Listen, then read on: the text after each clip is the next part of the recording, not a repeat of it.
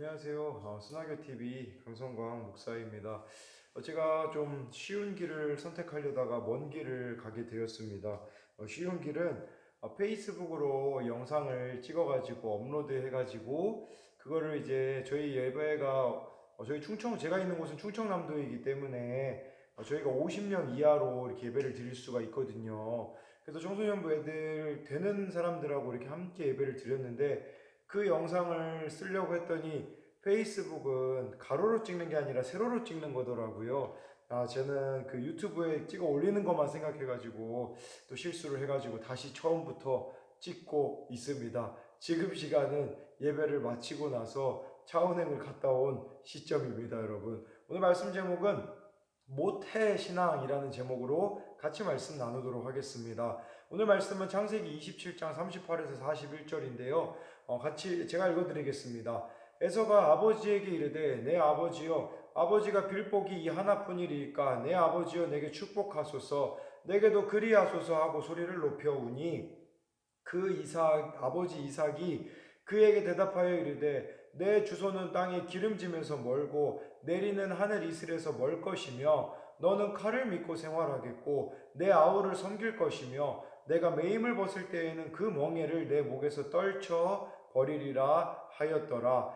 그의 아버지가 야곱에게 축복한 그 축복으로 말미암아 에서가 야곱을 미워하여 심중에 이르기를 아버지를 곡할 때가 가까웠은즉 내가 내 아우 야곱을 죽이리라 하였더니 라고 말씀하고 있어요. 모태신앙, 제가 말씀 제목을 이렇게 잡은 이유는요, 모태신앙에서 이 단어는 나온 겁니다. 여러분, 모태신앙이라는 것은 엄마 뱃속에 있을 때부터 예수님을 믿은 사람들을 말하는 것이라고 할 수가 있습니다.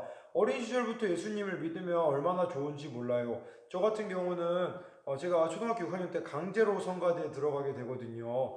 그래서 지금 이렇게 물론 오늘 예배를 이렇게 새벽기도 인도하고 또 주일학교 예배 인도하고 11시 예배 찬양 인도하고 또 청소년부 예배 드리고 지금까지 영상을 찍다 보니까 목이 거의 나가고 있는 상태인데 제가 어렸을 때부터 성가대를 했기 때문에 참 좋은 목소리를 가지고 있습니다. 교회 봉사도 이것저것 하다 보니까 좀 다양하게 할 수 있는 뭐 그런 부분들도 있고요. 좀 센스 같은 것도 사회성도 길러지고 어렸을 때부터 교회 다니면 참 좋은 것들도 있죠. 저희는 또 특별한 기술도 있어요. 근데 여러분 문제는 이 모태신앙이 될 수 있다라는 거예요. 이 말은 무슨 말이냐면 하나님을 가까이 할 수 있는 위치에 있어요. 근데 하나님하고는 너무 거리가 먼 거죠. 그러니까 오히려 예수님을 믿는 게 이게 습관이 돼버린 사람, 그런 사람은 모태신앙, 돼버린다라는 것을 말하는 거죠.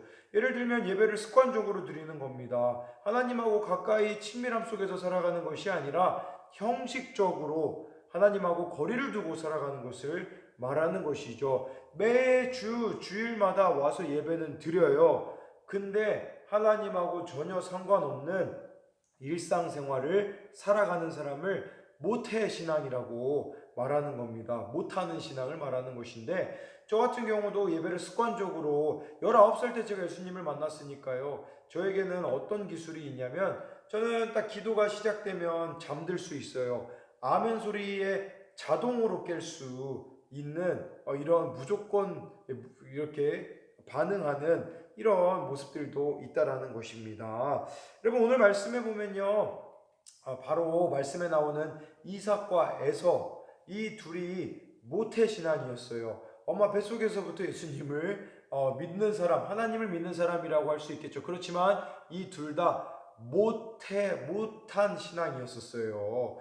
발음이 너무 어려워가지고 제가 이런 점은 용서해 주시길 바랍니다. 그래서 지금 에서 같은 경우는 이삭하고 리브가가 결혼했을 때 그때 하나님을 이 부부가 믿었기 때문에 당연히 그 아들로 태어나는 에서도 이렇게 하나님을 믿어야 했었었는데요. 근데 에서는 실제적으로는 하나님을 믿지 않았던 것을 우리는 알 수가 있습니다.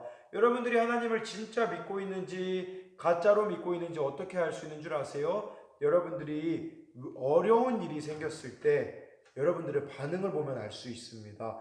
반대로요, 내가 원하는 일이 이루어졌을 때 반응을 보면 알 수 있어요. 어떤 사람은 어려운 일이 생겨가지고 아예 하나님을 외면하고 떠나는 사람이 있을 수 있어요. 어떤 사람은요, 정말 원하는 일들이 기도해서 이루어졌는데 그때 하나님하고 관계가 멀어진다면 우리의 진짜 신앙의 모습이 드러나는 것이라고 할 수도 있겠죠. 만약 여러분들이 있잖아요, 원하는 대학에 들어가지 못한다면 여러분들은 어떻게 반응하실 건가요? 반대로 여러분들이 원하는 대학에 들어갔습니다. 그렇다면 여러분들은 하나님과는 어떤 관계를 맺으시겠습니까? 이 우리들 교회 김양재 목사님이라는 분이 계시는데 부태떨감이라는 말을 만들었어요. 이 말은 대학교에 붙으면 회개해야 되고 떨어지면 감사해야 된다라는 말이래요. 좀 뭔가 의아한 말이잖아요. 왜 이런 말을 만들었을까요? 보니까 고3 때 그렇게 열심히 공부하면서 내가 대학만 합격하면 하나님을 위하여서 열심히 살아가겠습니다라고 말하는 대부분의 학생들이 대학에 들어가고 나서 하나님과 멀어지는 학생들이 너무 많았다고 해요. 그래서 대학에 한 번 붙은 거는 그만큼 내가 믿음이 적기 때문이라고 이야기하시면서 회개해야 된다고 말합니다. 근데 반대로 재수생들을 또 데리고서 목사님이 큐티 모임을 하셨는데 이 재수생들을 대하다 보니까 이들은 물론 대학에 한 번에 들어가지는 못했지만 그 과정 속에서 말씀도 참 많이 묵상하고 나중에 대학에 들어가서는 교회 임원을 다 감당하는 모습을 보게 되었다고 합니다. 그러니까 이렇게 대학을 한 번에 못 들어가는 것도 오히려 감사할 수도 있는 그런 모습이라고도 할 수가 있는 것입니다. 지난주 말씀에는요, 그래서 여러분들이 20살이 되면 진짜 여러분들의 신앙이 드러난다고 저는 생각을 합니다. 지난주 말씀에 보면요, 야곱이 변장을 해서 형의 축복을 가로챈 사건을 우리는 알고 있습니다. 여러분, 그렇게 야곱이 축복을 받자마자 형 에서가 가가지고 이 사냥한 것을 가지고 요리해 와서 아버지에게 축복해 달라고 갔어요. 근데 이제 이삭 입장에서는 멘붕이 찾아왔어요. 현타가 찾아온 거예요. 에서인 줄 알고 축복을 했더니 알고 보니까 야곱이었던 것이죠. 그때 이 이삭의 반응이 어땠냐면 33절이거든요. 이삭이 심히 크게 떨며 이르되 그러면 사냥한 고기를 내게 가져온 자가 누구냐? 내가 오기 전에 내가 다 먹고 그를 위하여 축복하였은즉 그가 반드시 복을 받을 것이니라 라고 말씀하고 있어요. 이삭이 심히 크게 떨었다라고 이렇게 말해주고 있어요. 쉽게 말하면 멘붕에 빠진 상태다라고 말할 수도 있고요. 극대노의 상황이라고 말씀드릴 수가 있어요. 여러분, 근데 한 가지 질문이 있어요. 왜 이삭은 이 상황에서 화를 내고 있을까요? 첫 번째, 이 야곱에게 속아서 그렇다. 이것만으로 여러분들이 생각해 보자면 야곱을 다시 불러다가 혼을 내고서는 그 축복을 취소할 수도 있고 에서에게 다시 축복을 줄 수도 있는 거거든요. 근데요, 오늘 말씀을 보면 이삭은 그 행동을 하지 않고 방금 읽은 말씀에 보니까 이렇게 나와 있어요. 그를 위하여 축복하였은즉 그가 반드시 복을 받을 것이니라 라고 표현을 해주고 있어요. 그러니까 이 축복을 취소하지 않았다라는 거. 그렇다면 오늘 말씀의 이삭은 왜 심히 크게 떨었을까요? 그것은 야곱에게 속아서라고도 볼 수가 있겠지만 그가 크게 떨었던 이유는 무엇이냐면 하나님께서 이 과정 속에서 이삭에게 아무런 말씀을 하지 않으셨기 때문이에요. 예전에는요, 이삭이 한 번은 흉년이 들어가지고요. 예전에 여러분들에게 말씀드린 건데요. 흉년이 들어가지고 지금 막 이집트로 가고 있는 상황이었었거든요. 그때 하나님께서는 이집트로 가지 말라고 여기 머물라고 말씀을 해주신 적이 있어요. 뭘 말씀드리는 거냐면 이삭이 잘못된 길로 갈 때는요, 항상 하나님이 개입하셔가지고 바른 길을 갈 수 있도록 해줬었거든요. 그런데 지금 야곱에게 축복을 주는데 하나님이 아무런 말씀을 하시지 않는 모습, 이걸 보고서는 오늘 말씀의 이삭은 여기 보듯이 크게 떨었다라는 것이죠. 왜 크게 떨었었냐면요, 바로 둘째 아들에게 축복할 때 아무 말씀 안 하신 그 하나님, 이 모습을 보면서 하나님이 나와 함께하고 계시지 않구나, 이걸 깨닫게 되고서는 크게 떨었다라는 것을 우리에게 말해주고 있는 것입니다. 여러분, 하나님이 여러분하고 함께하고 계시나요? 진짜 하나님이 여러분하고 함께하고 계시는가 생각해 봐야 된다는 거예요. 이삭은 17살 때 자기 아버지가 번제로 막 이렇게 드리려고 했었거든요.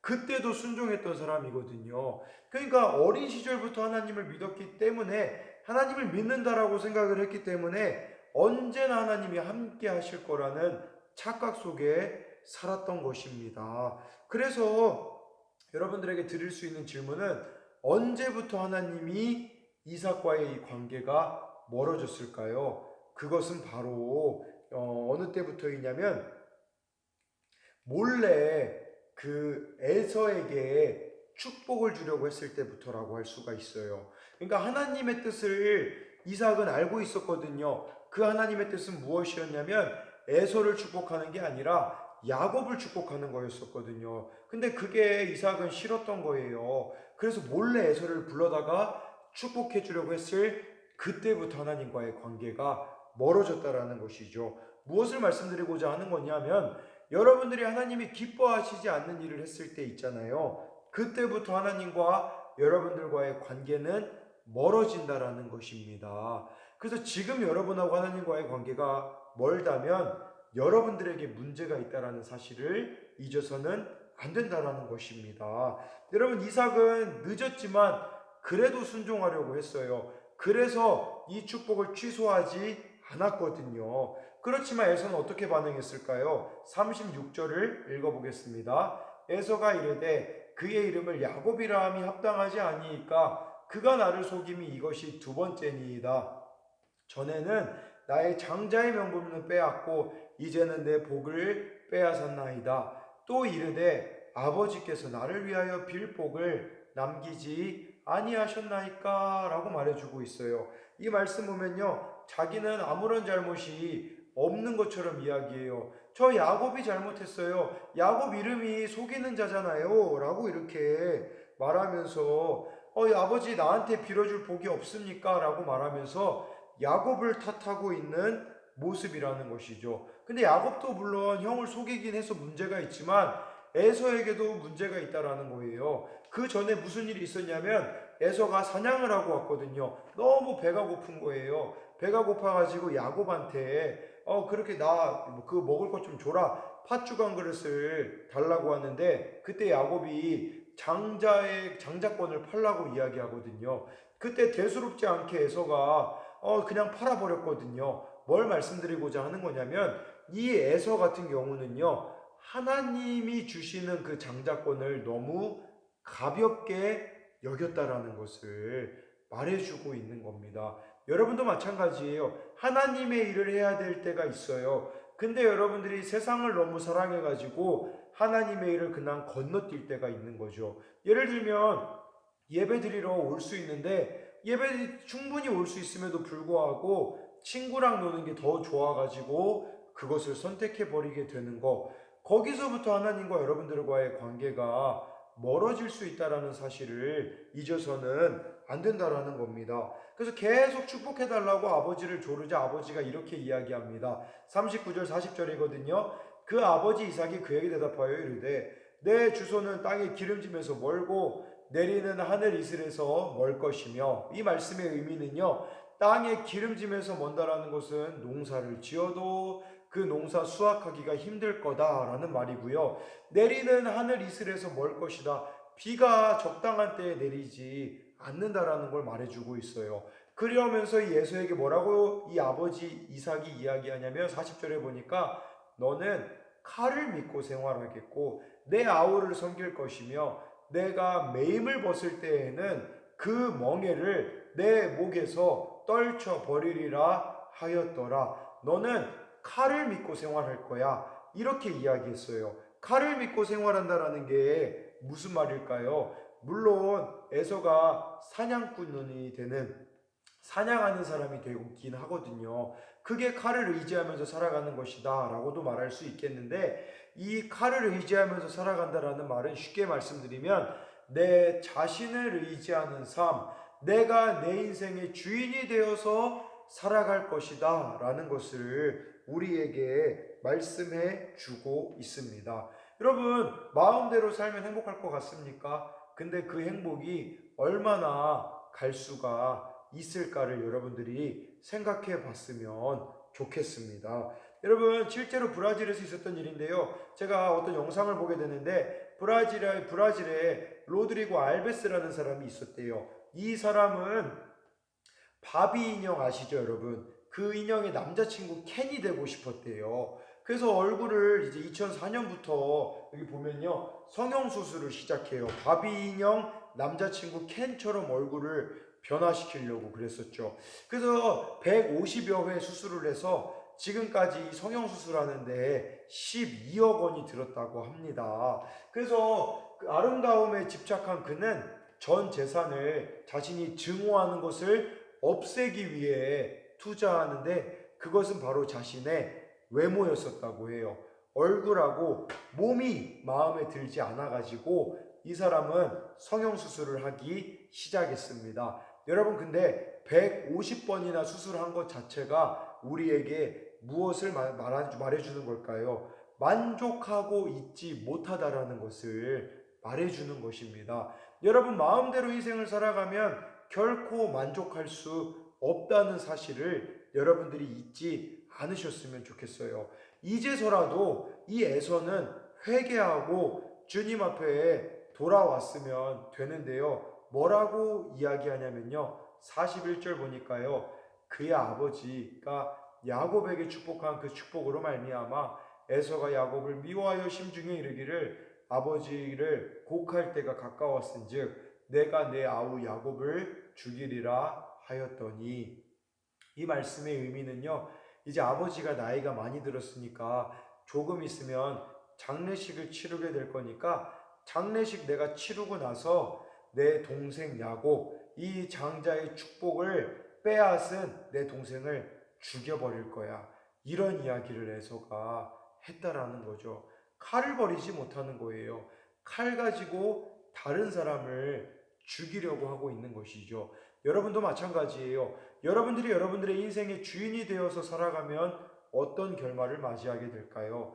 칼로 누군가를 죽이게 될 겁니다. 제가 칼로 누군가를 죽이게 될 거라는 말은요, 실제로 여러분들이 누군가를 죽이게 될 거라는 말을 하는 것이 아니라 누군가에게 상처를 주는 삶을 살아갈 수밖에 없고, 여러분, 이 마음에 있는 이 에서의 증오가 과연 야곱을 죽인다고 해서 풀리게 될까요? 아니라는 사실입니다. 마음에 있는 이 증오, 내 마음 가운데 있는 이 부족함은 하나님으로만 여러분 회복될 수 있다라는 겁니다. 여러분들이 하나님 앞에 와서 회개하셔야지만, 하나님을 만나야지만 내 안에 있는 그런 것들이 사라진다라는 사실을 여러분들이 잊지 않으셨으면 좋겠습니다. 여러분, 지금 이 시대에 여러분들이 그리스도인으로 살아가는 것은 쉽지 않을 수도 있습니다. 저는 목사잖아요. 매일매일의 저의 삶이 하나님 보시기에 참 부끄럽습니다. 한국 교회의 모습을 봐도 부끄럽고요. 제가 목사라는 사실 자체가 너무나도 부끄러운 채로 저는 매일매일을 살아가고 있습니다. 이제는 학교 앞도 지금 못 가고 있는 상황이에요. 물론 얼굴에 철판을 깔고 제가 매주 가는 그 학교 앞에서 초코파이 전도지를 나눠줄 수도 있겠죠. 그런데 제가 이렇게 학교 앞에 가는 것이 학교의 입장에서 또 우리 교회에 대한 안 좋은 시선으로 볼까봐 조심스럽게 제가 살고 있거든요. 그런 상황 가운데 있고요. 또 청소년 아이들 같은 경우는 이제 교회에 나오지 못하는 이런 상황 속에 있게 되거든요. 왜냐하면 우리 아이들 대부분은 부모님이 예수님을 믿지 않기 때문에 교회를 보내주지 않는 이런 실정이 돼버릴 때, 그때 제 마음 가운데 참 많은 절망감이 몰려오더라고요. 막 포기하고 싶은 마음이 막 제 마음을 가득 채우려고 할 때가 저한테 왜 없겠습니까? 그런데 이 길을 걸어가야겠다라고 다시 마음을 잡고요. 하나님의 마음을 구하기 시작했어요. 하나님, 하나님 아버지의 마음을 구합니다. 제가 무엇을 해야 될까요? 라고 이렇게 물어보면서 이렇게 제가 다시 마음을 먹으니까 해야 되는 일들이 보이더라고요. 찾아가야 될 아이들이 보여가지고요. 이번 주는 우리 청소년도 그렇고 주일학교 아이들도 그렇고 아이스크림을 사가지고 아이들을 만나고 잠깐 기도해주고 오고 이런 시간을 갖게 되었거든요. 그리고 제가 원래 매주 교회 다니고 있지 않는 중3 아이들하고 축구를 했었거든요. 이 축구를 지금 못한 지도 한 달이라는 시간이 흘렀네요. 물론 그 아이들이 귀찮아서 안 나오는 걸 수도 있겠지만, 지금 축구를 그 아이들하고 하지 못하니까 무슨 생각이 들었냐면 그 아이들하고 축구하는 장소에 가가지고 기도하고 와야겠다라는 생각이 들어서요. 그 학교에 가가지고 하나님 우리 다시 중3 아이들 만나게 해주세요라고 기도하고 왔습니다. 무엇을 말씀드리고자 하는 거냐면 지금 이렇게 상황이 아무리 어렵다고 할지라도 여러분들이 하나님께 집중한다면 오히려 이 시간을 하나님을 만나는 시간으로 바꾼다면 그때 하나님이 여러분들에게 할 일을 주신다라는 거예요. 여러분, 저는 여러분들이 하나님 마음을 아는 사람들이 되었으면 좋겠어요. 오늘 아침에 무슨 일이 일어났었냐면 제 아들이 첫째 아들 예찬이가 새벽 기도를 나왔어요. 근데 얘가 우리 교회 나오는 장동규 선생님을 챙겨준다고요. 갑자기 막 그 약을 가지고 가가지고 장동규 선생님 보고 먹으라고 하죠. 물을 떠다가 장동규 선생님을 가져다 주기도 하죠. 그러더니 또 냉장고에 가가지고 우유를 가져다가 장동규 선생님을 가져다 주죠. 이제 새벽 기도를 시작하려는데 떡을 갖다가 또 장동규 선생님을 전해주더라고요. 그 모습을 본 제 아내가 뭐라고 이야기했냐면 역시 강성광 아들이네 이 이야기를 했어요. 저는 그게 제 마음에 너무 큰 기쁨이더라고요. 무슨 말이냐면 저도 다른 사람들에게 나누고 베푸는 것을 좋아하거든요. 근데 제 아들이 그런 모습을 보이니까 제 마음에 너무나 큰 기쁨이 있더라고요. 무슨 생각을 하게 됐냐면 하나님도 이러시겠다라는 생각을 하게 됐어요. 하나님도 이러시겠다라고 생각을 한 것은 하나님도 있잖아요. 우리가 하나님 아버지의 마음을 알고 하나님 아버지의 마음을 가지고 하나님이 기뻐하시는 일을 하면서 살아가는 거예요. 하나님을 닮아가는 삶을 우리가 살아가게 된다면 하나님이 얼마나 여러분들의 삶을 기뻐하시겠습니까? 그리고 얼마나 여러분들의 삶을 통하여서 하나님의 일들을 이루어 가시겠습니까? 저는 여러분들이 그런 사람이 되었으면 좋겠어요. 하나님 아버지의 마음을 아는 사람, 하나님이 기뻐하시는 일이라면 묵묵히 그 일을 감당할 수 있는 여러분들이 되어서 모태 신앙이 아니라 하나님 마음에 합한 여러분 정말 신앙을 가지는 그런 학생들이 되었으면 좋겠습니다. 제가 기도하고 마치도록 할게요. 살아계신 하나님, 오늘 이렇게 또 영상으로라도 예배 드리는 우리 다음 세대들을 축복합니다. 하나님 이들의 삶 가운데 함께하여 주시고 칼을 의지하며 살아가는 삶, 내가 내 인생의 주인이 되는 삶을 살아가는 것이 아니라 하나님을 기쁘시게 하는 하나님의 자녀답게 살아가는 사람, 하나님 아버지의 마음을 가지고 살아가는 우리 귀한 다음 세대들이 되게 하여 주시고 이들의 삶 가운데 하나님께서 날마다 은혜 베풀어 주시고 하나님께서 동행하여 주실 것을 믿으며 살아계신 예수님의 이름으로 기도드립니다. 아멘.